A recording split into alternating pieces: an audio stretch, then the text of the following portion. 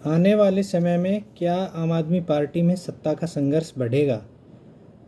ऐसा इसलिए कहा जा रहा है कि अभी शराब घोटाले के मामले में मनीष सिसोदिया को जमानत मिल गई है। वो बाहर आ गए हैं।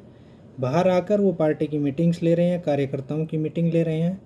लेकिन दो अलग अलग चीज़ें इसमें चल रही हैं। पहला ये कि जब अरविंद केजरीवाल और मनीष सिसोदिया दोनों ही बड़े नेता जेल में थे, तो पार्टी में एक एक ग्रुप बन गया। उस ग्रुप में कौन कौन थे? एक तरफ अरविंद केजरीवाल की पत्नी सुनीता केजरीवाल, दूसरे ग्रुप में आप कह सकते हैं संजय सिंह, आतिशी, सौरभ भारद्वाज। तो जब दोनों शीर्ष नेता जेल में थे, तो आप मानकर चलिए कि उस समय आतिशी ही दिल्ली का नेतृत्व कर रही थी। असल में दिल्ली में आज के दिन सरकार न के बराबर है, लेकिन फैसले कौन ले रहा है ये किसी को नहीं पता। तो अब स्थितियां बदल गई हैं, क्योंकि मनीष सिसोदिया को जमानत मिल गई है। तो मनीष सिसोदिया निश्चित रूप से पार्टी पर कब्जा करना चाहेंगे।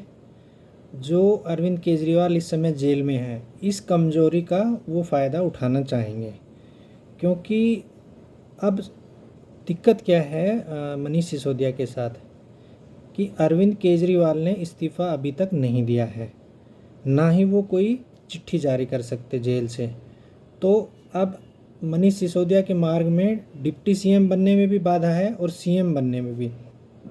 डिप्टी सीएम इसलिए नहीं बन सकते क्योंकि उसका रिकमेंडेशन आना चाहिए सीएम से, और सीएम अभी जेल में है, वो अपनी रिकमेंडेशन एलजी तक नहीं भेज पाएंगे।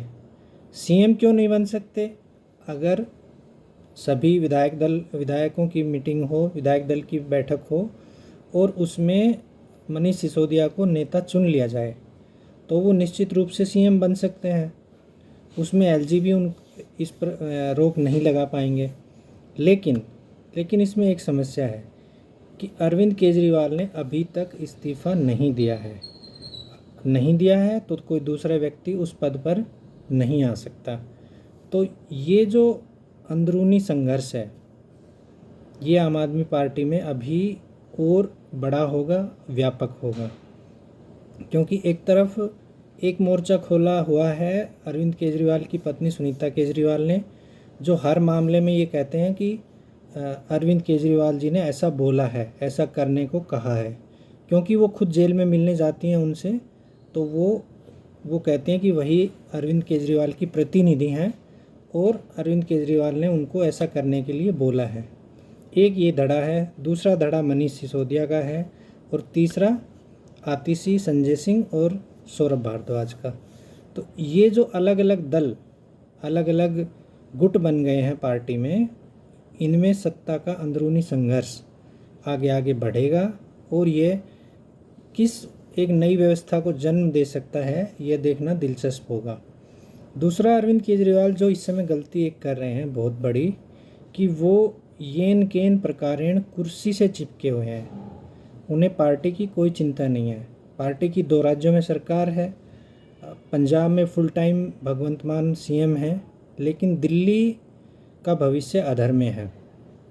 अरविंद केजरीवाल कुर्सी के लालच में, लोभ में यह नहीं समझ पा रहे हैं कि इसमें पार्टी का भारी नुकसान है और पार्टी टूट के कगार पर जा सकती है। हालांकि अभी तक पार्टी संचित है, एकत्रित है, सुदृढ़ है, लेकिन अगर पार्टी में अलग अलग गुट बनते हैं, खेमेबाजी होती है, तो निश्चित रूप से पार्टी टूटने के कगार पर आएगी।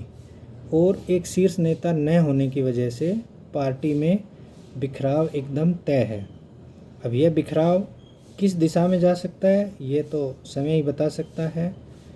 लेकिन ये मानिए कि पार्टी निश्चित रूप से कमज़ोर होगी नेता के अभाव में, और दिल्ली में चुनाव आने में अभी बहुत ज़्यादा समय बाकी नहीं है।